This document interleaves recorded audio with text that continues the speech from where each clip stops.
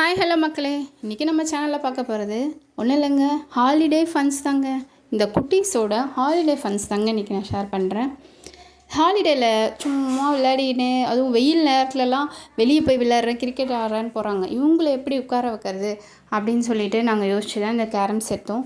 So ஆடினாங்க, ஆடி அன்றைக்கி ரொம்ப பிடிச்சி போய் ஈவினிங் கூட கண்டினியூ பண்ணாங்க.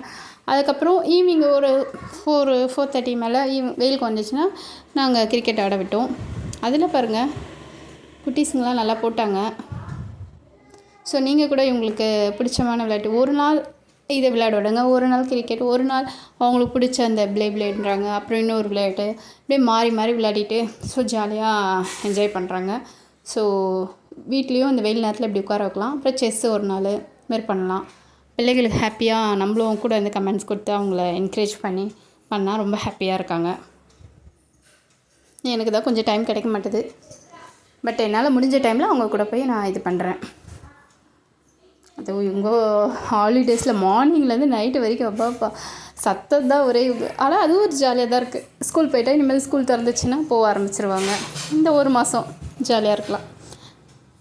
நம்மளும் சின்ன வயசில் அப்படி தானே இருந்தோம். இதெல்லாம் நினைக்கும் போது மலரும் நினைவுகள் ஞாபகம் தான் வருது.